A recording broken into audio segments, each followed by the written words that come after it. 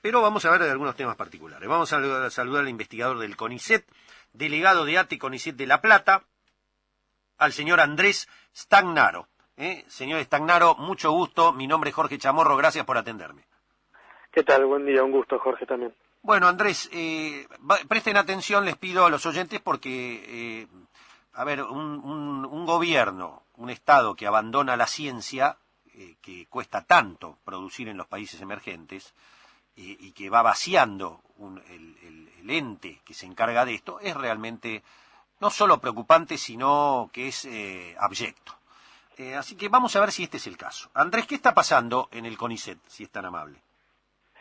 Bueno, todo un proceso de reforma estructural del CONICET que directamente implica un achique del CONICET, que bueno, lo hemos visto generalmente para fin de año cuando están los resultados de las convocatorias para la selección de investigadores de planta. Generalmente ahí se ve una reducción en el número de ingresos.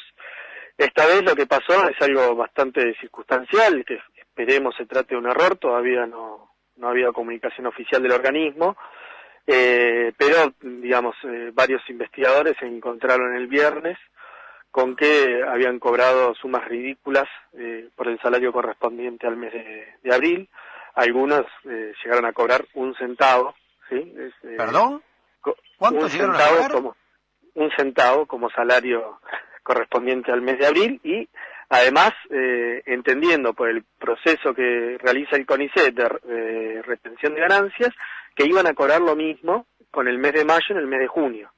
Es decir, el descuento del CONICET se realiza en 2 tramos correspondientes a los salarios de abril y de mayo, en mayo y en junio, y bueno, en el primero de esos tramos cobraban 1 centavo, o sea que era de esperar que la retención fuese equivalente en el mes siguiente.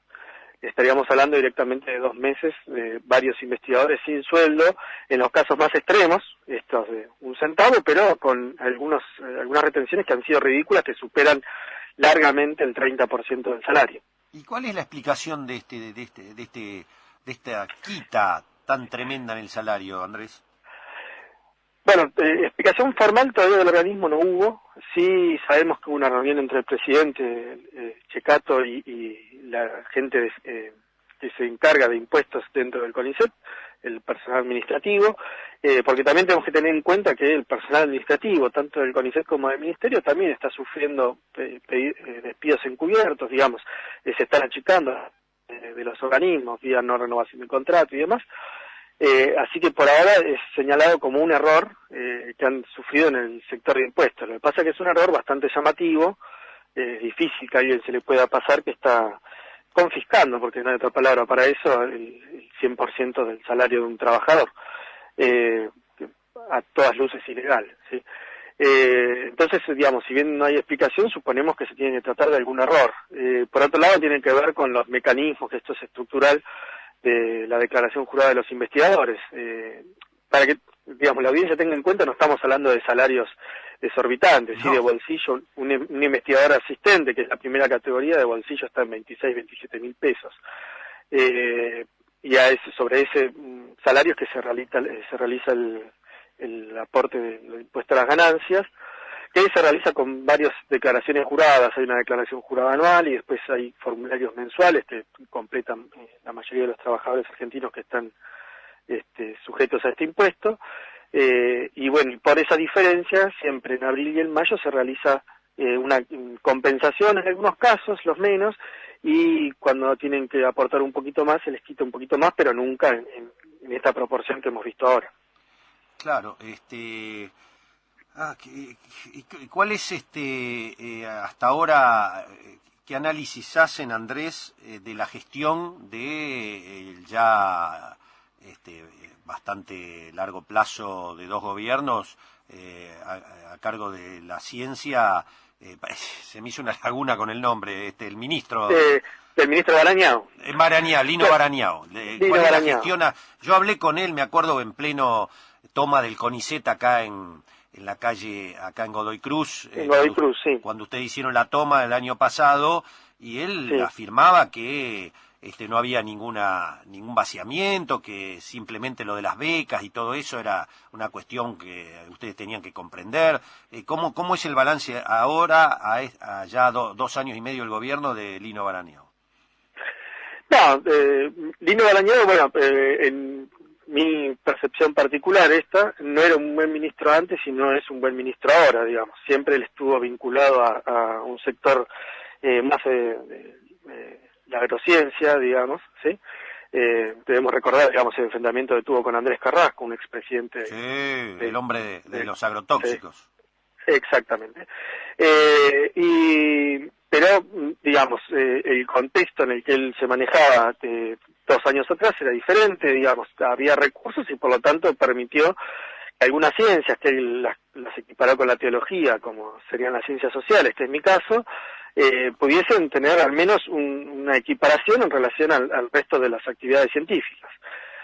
Ahora el proceso, digamos, comenzó primero por un proceso que decían ajustar la investigación científica para dotar, digamos, de investigadores al mercado, lisa y llanamente, pero lo cierto es que en estos momentos ni siquiera eso, ¿sí? O sea, el proceso de destrucción que está llevando adelante, que no simplemente es por el recorte en el número de becas, mantener a los becarios como trabajadores precarizados durante 5 o 7 años, en el mejor de los casos, y el recorte en el número de ingresos de investigadores al CONICET, sino de todo el ámbito del Ministerio de Ciencia y Técnica, porque tenemos que recordar que también hay menos cantidad de programas de financiamiento por medio de la Agencia de Promoción Científica. Lo que está ocurriendo con el CONICET, digamos, no es simplemente en relación a los ingresos y esto que ha ocurrido ahora en relación a los impuestos. El CONICET es un organismo descentralizado, por lo tanto tiene unidades ejecutoras en todo el país. Esas unidades ejecutoras, la mayoría aún no tiene presupuesto aprobado y se estima que va a ser un presupuesto que en números reales va a ser entre un 30 y un 40% menos que el año pasado, porque en realidad están recortando el presupuesto. Esto en un contexto de suba de tarifas, y generalmente los mayores gastos de las unidades ejecutoras son en razones de tarifas de la luz, tarifas de agua, claro. Tarifa de gas y seguridad. Bueno, claro. esos insumos fundamentales para las unidades ejecutoras lo tendrían que afrontar con menos presupuesto. Ahora están funcionando con adelantos de un presupuesto que todavía no se conoce. Entonces, si al CONICET, que sería la nave insignia del modelo científico y del sistema científico, se le está realizando este tipo de quitas, a eso le debemos sumar lo que ocurrió ya desde el año pasado con el INTI, lo que está ocurriendo en este momento con el INTA y con el SENASA, que también son organismos científicos. Directamente estamos hablando de un desfinanciamiento total del sistema científico. Y desde tu análisis como dirigente gremial, estamos hablando con el investigador del CONICET, Andrés Tagnaro. Andrés, ¿cómo se explica esto? ¿Cómo un gobierno puede atentar de esta manera tan soez contra los... Bueno, a ver, lo que alegan, vos lo escuchás a Echeverre, lo que alega, son todos vagos, todos ñoqui, falta que digan como Cavallo que se vayan a lavar los platos, ¿no? Pero realmente, ¿qué hay? ¿Por qué este tipo de gobierno siempre atenta contra las naves insignias de la ciencia en un país emergente? Eso, ¿qué explicación le encontrás a esto? Bueno, hay varios, entiendo yo, varios motivos. En primer lugar, hay un contexto regional que es bastante similar, digamos. Este proceso de precarización, continuidad de precarización en muchos casos, digamos, sobre todo los becarios, que eso es algo que ocurría y ocurre tanto en este país como en la región. Eso, digamos, se ha profundizado y, digamos, hay mayor cantidad de doctores desocupados, digamos. Parece casi una epidemia en Chile, en Brasil, en los países que habían apostado a tener un sistema científico. Eso está ocurriendo ahora, digamos, es regional. Y por otro lado, tiene que ver con la implementación de un modelo científico que requiere algunos nichos específicos de la ciencia. Esos nichos específicos, digamos que en el caso del CONICET se ve en la elección de los temas estratégicos. Esos nichos específicos están orientados al mercado, a que el Estado subsidie mediante la formación de recursos humanos de gran calidad una investigación específica que puede estar dedicada ya sea a la agroindustria o a algunos sectores específicos de la industria, pero no pensado como generación del conocimiento en su conjunto, y que después esos conocimientos puedan ser aplicados al mercado o a otras soluciones como soluciones sociales. Lo que ha ocurrido con las ciencias sociales desde la toma del ministerio del 2016, ¿sí? De diciembre, la verdad que es pasmoso, porque hay un ataque, digamos, a incluso investigadores que han brindado soluciones que muchas veces el propio Estado no quiere adoptar. Recuerdo claramente lo que tenía que ver, por ejemplo, con la violencia en el fútbol. A uno de esos investigadores se los atacó desde las redes sociales, Sí. como que eran verdaderos vagos, que lo único que hacían era ver qué cantaban las hinchadas, y en realidad ahí había respuestas a un problema social gravísimo que vive la Argentina, como es la violencia en las canchas, respuestas que el Estado no estaba dispuesto a adoptar, porque bueno, implicaba ciertos costos, sobre todo políticos, y sin embargo, digamos, la respuesta fue atacarlo desde toda una maquinaria armada específicamente para eso. Albacerse fue, ¿no? Alabarse, sí. Alabarse, Pablo Alabarse, pero bueno, como varias veces. Sí, como el caso de él, varios. Incluso, no sé, yo todavía con algunos amigos sigo teniendo algunas discusiones de ese estilo, en relación, por ejemplo, a los contenidos de género en las películas de Disney, siendo que el 70% de los niños argentinos vieron películas de Disney, gente cuestionando y diciendo, bueno, ¿qué sentido tiene estudiar eso? Bueno, tiene eso, o sea, si todos vieron El Rey León, es probable que se hayan formado con El Rey León. Claro. Sí. Bien, ahí está las explicaciones sobre estos temas que realmente llaman poderosamente la atención, ¿no? Lo último, ¿dirías que se va hacia un vaciamiento de estos institutos técnicos y científicos? Sí, lo que pasa que, bueno, desgraciadamente la esperanza, digamos, está puesta en que esto es un proceso que les llevaría, en términos formales, algunos años. El problema más importante, me parece, es hoy que el desaliento que genera hacia aquellos que podrían elegir carreras de orientación científica va a impactar de aquí a unos años, ¿sí? O sea, es un problema que tienen, Jorge Aliaga había puesto esos números en un informe, es uno de los problemas que tiene el CONICET para el gobierno, digamos, que a pesar de que van reduciendo la cantidad de ingresos, sí, por una cuestión puramente vegetativa, el número de funcionarios del organismo se mantiene. Entonces les resulta muy difícil aplicar estas políticas de ajuste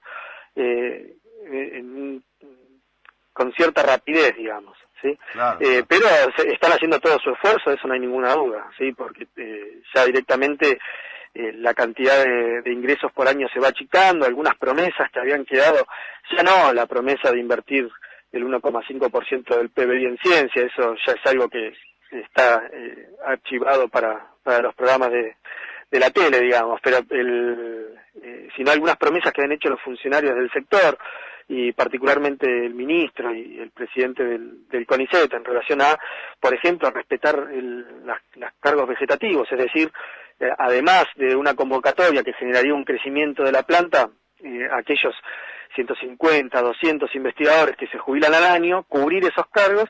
Bueno, ya a partir de este año han dejado bien claro que eso no va a ocurrir.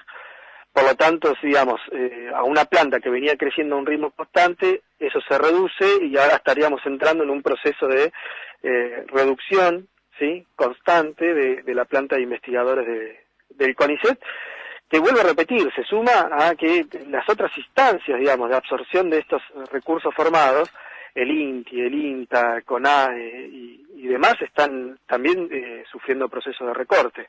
O sea, no hay muchas opciones de inserción para esos recursos que fueron formados por el Estado 7 años, ¿sí? 5, en el mejor de los casos, 7 la mayoría de las veces. Sí, tremendo. Bueno, muy bien, Andrés, estaremos atentos. ¿Hay posibilidad de que se realice algún tipo de manifestación, medida de fuerza, por ahora? Y por ahora estamos esperando, bueno, hoy hay paro nacional de ATE en relación a lo que está ocurriendo con el Ministerio de Agroindustria y los despidos que están trabajando directamente con gente dentro de la planta permanente. Por ahora, en relación al sector, lo que tenemos es un pedido ya realizado de explicaciones a las autoridades, y después hay varias movidas locales que se vienen desprendiendo desde el Día del Investigador, que fue el 10 de abril. Por caso, acá en La Plata tendremos una feria de ciencias mañana en el pasaje Dardo Rocha, que es en el centro de la ciudad, sí. Que bueno, que se venía suspendiendo por cuestiones climáticas desde el 10 de abril. Y por lo general es un sector que está bastante movilizado, pero también a la expectativa de a ver qué es lo que ocurre. Estamos en el medio de un proceso de llamado de ingreso a carrera, están en proceso de evaluación los investigadores, entonces es como un momento del año que generalmente hay expectativa, pero es una expectativa que por ahora no parece ser nada favorable. Bien. Como doctor en historia y estudioso de los temas del gremialismo y el sindicalismo, ¿crees que hoy por hoy, con fallos de la Corte mediante, ley de reforma laboral, etcétera, las conquistas laborales de los últimos 70 años están en riesgo en la Argentina? Te diría de los últimos 100. De los últimos 100, sí, bueno, digamos. Sí, la verdad que el fallo de la Corte en una región que está sufriendo tanto los procesos de terciarización laboral que debemos recordar, digamos, ya dejó hasta sus mártires en este país, ¿sí? La verdad que llama la atención porque, digamos, hay algo que si bien todas estas reformas se presentan como, bueno, estamos hablando de trabajar 8 horas o tener vacaciones, o sea, hay propuestas que la verdad que son ridículas en relación a los derechos de los trabajadores. Debemos recordar que los momentos, no simplemente de este país, sino en general del mundo, los momentos de mayor auge y momentos de oro, ¿sí? Incluso con sus propias contradicciones, ¿no? Pero siempre se dieron cuando los trabajadores tuvieron la mayor cantidad de derechos garantizados. Sí. Lo que está ocurriendo ahora, que de ninguna forma es específico de Argentina, está pasando en toda la región y en algunos casos, digamos, es mundial, no está llevando, ¿sí? ni a mayor generación de empleo. Eso es una falacia increíble, que se repite muchas veces hasta el hartazgo en muchos medios y lo repiten muchos políticos, la necesidad de flexibilizar para tener más empleo. Eso no se puede demostrar en ningún lugar del mundo. Generalmente cuando eso genera empleos de mala calidad, genera empleos que están atados a circunstancias y coyunturas económicas específicas, y por lo general a mediano y largo plazo suele ser inviable, porque después esa persona que entra y sale del mercado de trabajo llega un momento de su edad biológica en donde directamente es discriminado por su edad y ya no tiene más chance. Entonces vamos a volver, por eso te decía, 100 años, a encontrarnos con realidades de personas de 60, 70 años que no tienen ningún tipo de ingreso. Entonces la verdad que digamos, llama la atención también la pasividad que hay incluso en algunos sectores del sindicalismo, ¿no? Como frente a una avanzada tan grande. Sí, la pasividad de la CGT es increíble. Es pasmosa, sí. Por eso tenemos todos paros anárquicos, ¿viste? Para una empresa, para un sindicato, ahora la CGT como representante gremial de todos los trabajadores no existe, no toma ninguna definición de nada. No estaría avanzando. Es algo que también está ocurriendo en términos regionales, ¿no? Ah, sí, ¿no? Sí, creo que con la excepción de la CGT de Francia, digamos, que se ha demostrado ahora en estos últimos años con una capacidad de reacción frente al avance,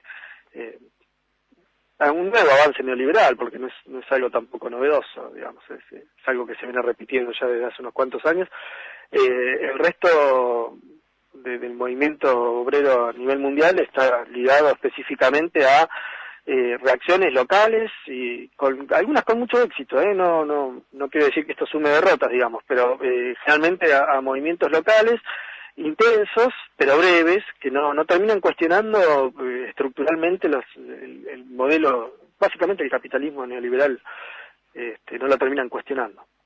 La robotización, las nuevas tecnologías ¿realmente van a conspirar contra el trabajo estable de la humanidad en las próximas décadas?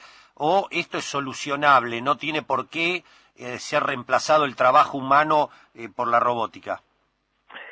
Mirá, la verdad que eso, digamos, en el sector industrial diría que sí. Lo que pasa es que, o sea, es cierto que, digamos, todo lo que es robotización puede generar otros empleos. Lo cierto es que, digamos, viendo algunos autores futuristas que veían en la robotización, futuristas del principio del siglo XX, ¿sí?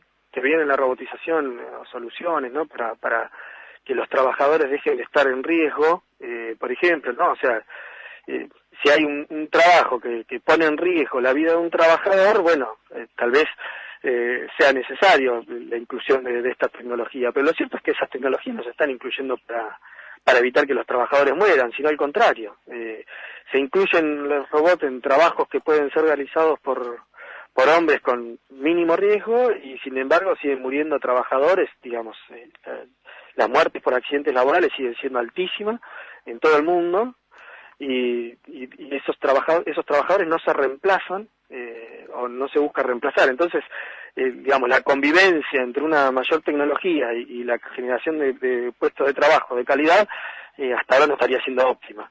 Sí, habría que ver está pensada solamente para mejorar la rentabilidad de los la rentabilidad, exactamente, claro. Exactamente, y sobre todo también está pensada para desarticular, digamos, resistencias de los propios trabajadores. Claro, Digamos. sí. O sea que el proceso concentrador es impresionante, ¿no? Es impresionante. Sí, cuando hay procesos específicos que generan una posición estratégica dentro del mundo del trabajo y que los trabajadores pueden aprovechar eso para mejorar sus condiciones, ahí es donde se busca aplicar la robótica, no cuando el trabajador está verdaderamente en riesgo. Interesantísimo. Bueno, esto da para charlarlo más tranquilo en otro momento, ¿eh? Hoy te llamamos por lo que está pasando con los sueldos en el CONICET.